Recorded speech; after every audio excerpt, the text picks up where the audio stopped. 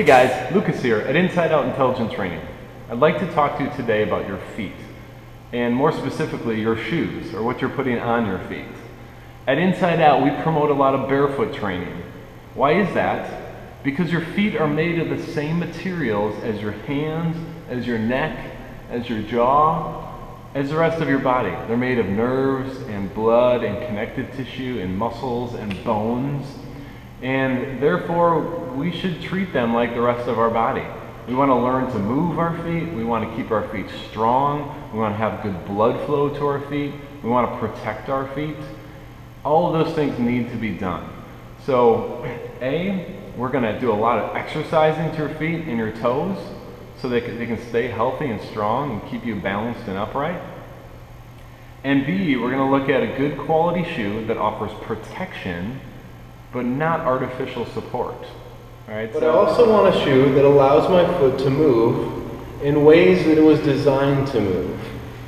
Free flowing, it's nice and bendy, I can move all the joints of my feet, and it doesn't limit me in any way.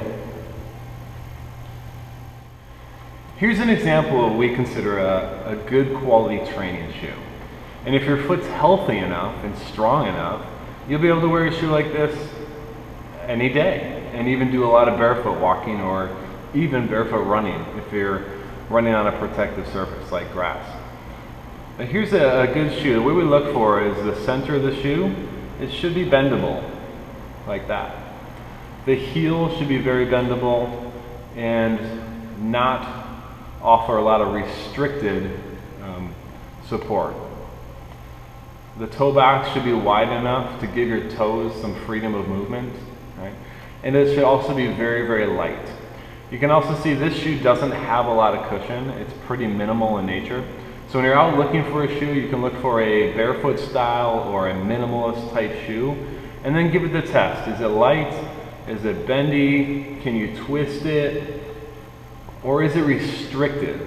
If it's got a lot of arch support, has a lot of cushion, big bulky heel, it's not going to allow the joints of your feet to move naturally and how they're supposed to. Now here's the important part.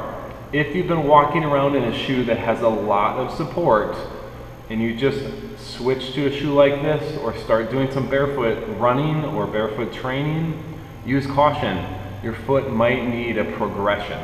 You might need to step into more of a neutral shoe and then slowly work your way into more of a minimal or barefoot style shoe.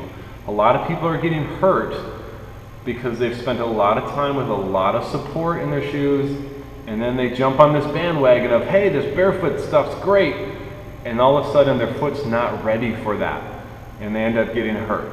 So use caution, work with somebody that's knowledgeable on how to strengthen your feet, strengthen your arch muscles, and learn how to move the joints of your foot, and slowly work your way into something that allows your foot to move naturally and also provides some protection and traction. Any questions or concerns, give me a shout or drop me an email, but pass this along and give your shoes the shoe test and consider your feet just like any other part of your body. You need to take care of them, learn how to move them, strengthen them, and then allow them to move properly. As always, guys, train intelligently, and we'll talk to you soon. Thanks.